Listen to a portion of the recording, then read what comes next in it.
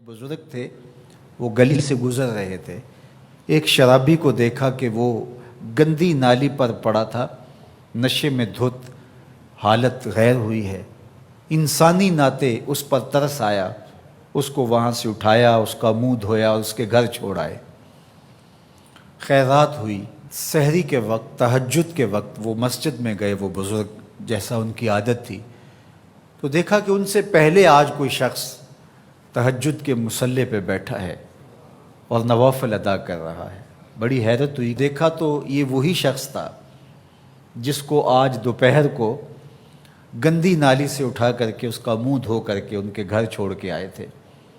तो हैरत से कहा, बारे इलाहा, तेरी कुदरतों के रंग, ये आज ही तो मैंने शराब खाने से बाहर गंदी नाली पे पड़ा हुआ देखा। हातफ से आवाज़ आई, मेरे बंदे, तूने इसका मुंह धो दिया था, मैंने इसका दिल धो दिया। तो जब कोई शख्स अपना मुंह धोता है, अपने हाथ धोता है, तो अल्लाह उसके गुनाह धो डालता है। तो ये निस्फुल ईमान है, ये आधा ईमान है। हमारे दीन ने हमें सफाई का, सुथराई का, पाकीज़गी का, इफ़्फ़त का, पाक दामनी का हुक्म दिया है। अगर आप मुझसे पूछें कि इस्लाम का दूसरा नाम क्या है, तो मैं कहूँगा इस्लाम का दूसरा नाम दीन तहारत है। उलमा ने लिखा कि एक तहारत मानवी होती है, एक तहारत हिस्सी होती है।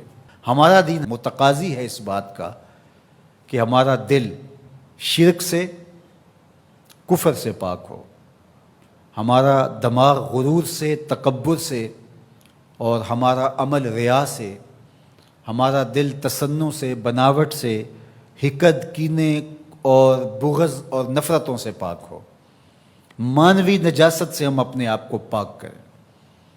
इसी तरह हम हर तरह के हदस से अपने आप को पाक करें, हद से असग़र हो या हद से अकबर हो।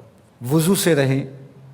वज़ू पर वज़ू करना मुस्तहब है और ये क़ुर्बत इलाही का ज़रिया है। और हर वज़ू के साथ मिसवाक करना मुस्तहब है। और अगर मिसवाक नहीं है तो आप उंगली के साथ अपने दांतों को साफ़ करें। गुस्ल वाजिब हो वो तो करना ही करना है, लेकिन रोज़ाना की बुनियाद पे सफाई हासिल करने के लिए गुस्ल किया जाए, मुस्तहब है। नमाज के लिए आपके लिबास का साफ़ होना भी शर्त है, आपके जिस्म का पाक होना भी शर्त है। हद से अकबर और हद से असग़र से पाक होना भी शर्त है। और जहाँ खड़े होकर नमाज पढ़ रहे हैं उस जगह का पाक होना भी शर्त है। मुझे बताइए, कोई ऐसा पाकीज़ा दीन आपने देखा है? इससे बढ़कर क्या कि जब तुम इस दुनिया से रुखसत होने लगे और तुम्हारे बदन को मिट्टी के सुपुर्द करने लगे और वो बदन मिट्टी खा जाएगी, लेकिन कहा कि इसको भी ज़रा गुस्ल दे के भेजो, इसको चिट्टे लिबास का कफन दे के भेजो। ये वहाँ पेश हो रहा है तो पाकीज़ा बदन के साथ। तो ये हमारा दीन है जो हमें सफाई का, सुथराई का हुक्म देता है। अपने माहौल को पाक रखें, माहौल को सुथरा रखें। दुनिया के ऊपर बसने वाली कौमें जब तरक्की की राहों पे गामज़न होती हैं तो वो इन चीज़ों का बहुत ख्याल रखती हैं।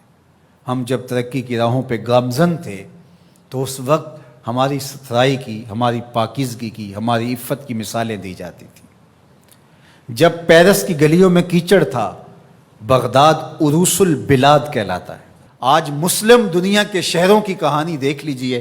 कहा जाता है फ़लाँ एशिया का गंदा तरीन शहर है, फ़लाँ दुनिया का गंदा तरीन शहर है। अपनी अतराफ़ में फैली हुई गंदगियाँ देखिए। घर से शापर में गंदगी डाल करके अपने ही घर के दरवाजे पे फेंक के हम समझते हैं हमने घर की सफाई कर ली, तो वही फिर पाँव से, गाड़ी के टायरों से लग के फिर हमारे अंदर जा रहा होता है। हमारे दीन ने तो हमें यह कहा, अगर कोई रास्ते में गिरी पड़ी चीज़ को जो गुजरने वालों के लिए रुकावट बने, उसको उठा के हम फेंक दें तो ये जन्नत के रास्ते की ज़मानत बन जाती है।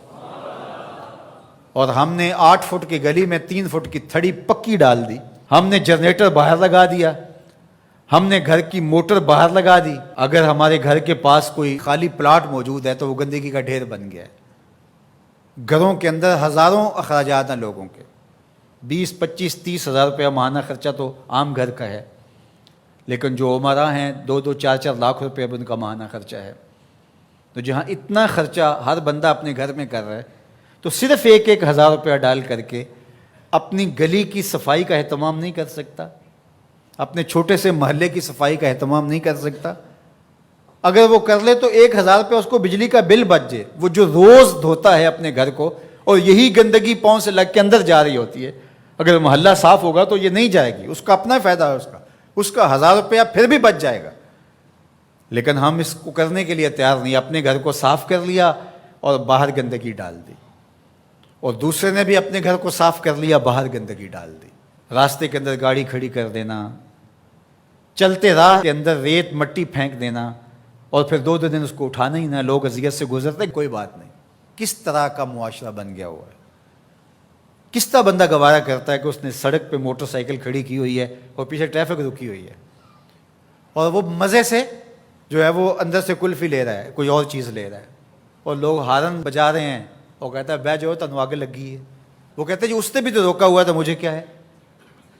عجیب کہانی ہے بھائی، کیا یہ ایک مسلمان کا طریقہ ہے؟ یہ تو ایک اچھے انسان کا طریقہ بھی نہیں ہے۔ مسلمان تو اس سے اوپر والے درجے کا شخص ہوتا ہے۔ اچھا انسان ہونا بہت بڑی بات ہے، اچھا مسلمان ہونا تو اس سے بڑی بات ہے۔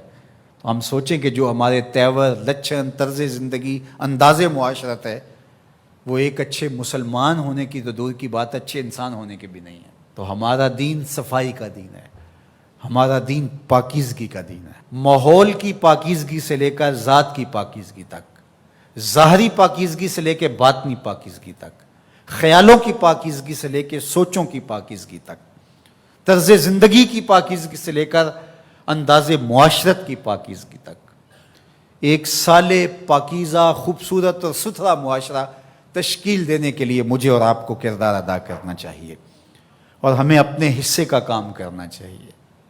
چیزوں میں ترتب ہو، خوبصورتی ہو، نظم ہو، اور کسی کے لیے قذر کا، تکلیف کا، نقصان کا، پریشانی کا سبب اور ذریعہ نہ بنے۔